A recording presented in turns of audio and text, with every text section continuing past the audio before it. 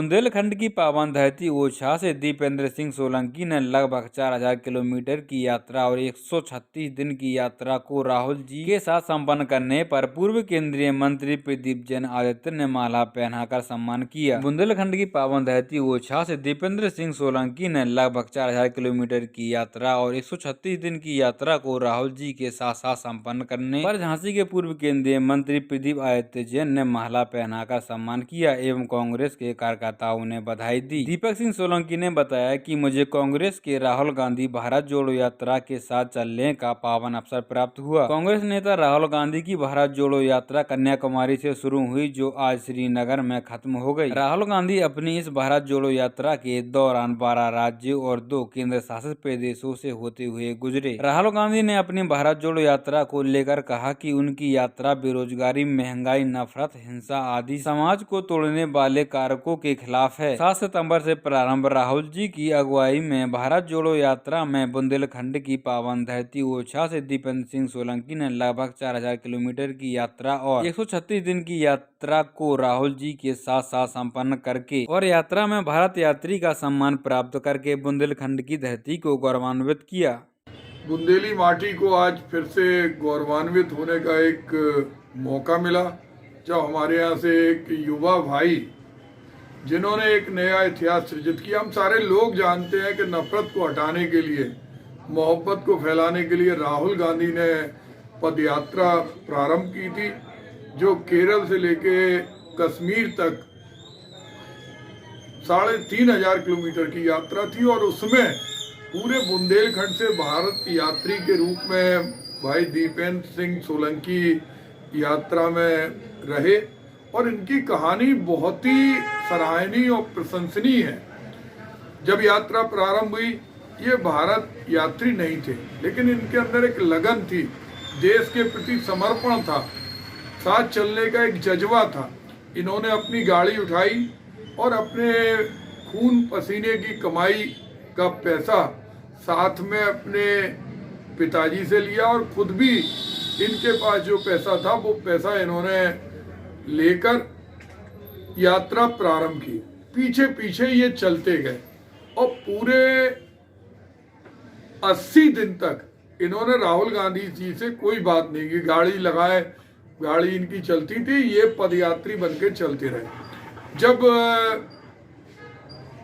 मध्य प्रदेश में मंदसौर के पास जब यात्रा आई, राहुल गांधी को मालूम पड़ा कि एक ऐसा नौजवान है जो बिना किसी बिना निस्वार्थ सभी चल रहे थे लेकिन जो हमसे भी मिलने नहीं आया और कैंप में खबर पहुंची कि सोलंकी जी के परिवार में एक बेटी ने जन्म लिया तो मिठाई लोगों ने बांटी।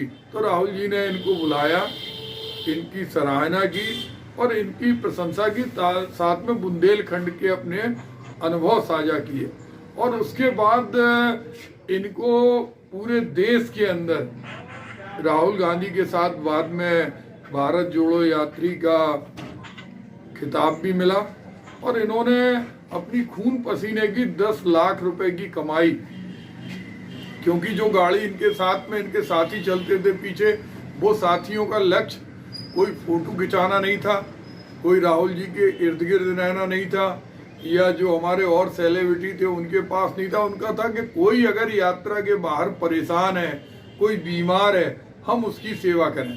तो उसमें भी इन्होंने लाखों रुपए से और लोगों की मदद की।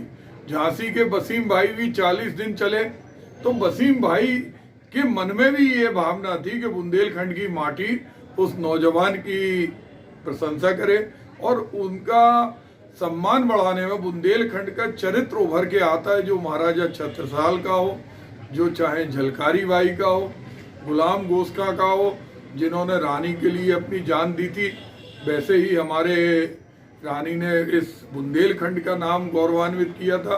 वैसे ही हमारे भाई दीपेंद्र सिंह सोलंकी हैं जिन्होंने मजलूम और परेशान लोगों की यात्रा के दौरान उनके साथियों ने मदद की और इन्होंने पूरी यात्रा की। हमें आज इन पर गर्व है। राहुल गांधी जी ने आपको क्या खिताब दिया? राहुल गांधी ने मुझे सबसे, जो भारत जोड़ो यात्रा थी ना, उस यात्रा का सबसे सम्मानित कार्ड सबसे बड़ा कार्ड और भारत यात्री उन्होंने मुझे लास्ट मोमेंट में बनाया और उससे मुझे अपनी टीम में शामिल किया।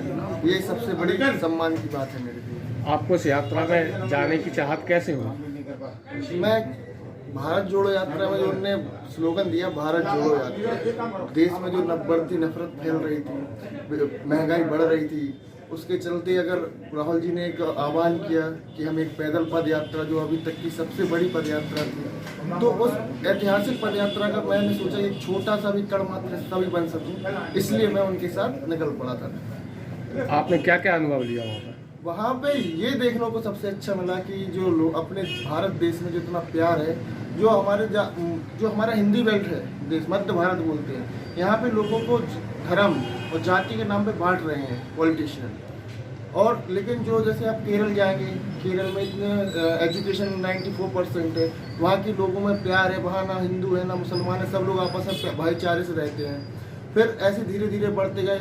लेकिन एक चीज़ है जो हिंदी बेल्ट है अपना, यहाँ पे जो लोगों को मतलब धर्म के नाम पे बांट रही है, बहुत गलत है।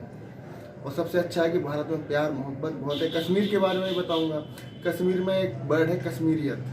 कश्मीरियत जो मतलब वहाँ के लोगों के प्रति हमारे देश के लिए है जी। वहाँ पे ना कोई ऐसा माहौल है कि हम लोग जैसे ही जम्मू स्टार्ट होने वाला था तो सबसे पहले मेरे घर से फ़ोन आया था, कश्मीर में पहुँच रहे हो, संभल के रहना।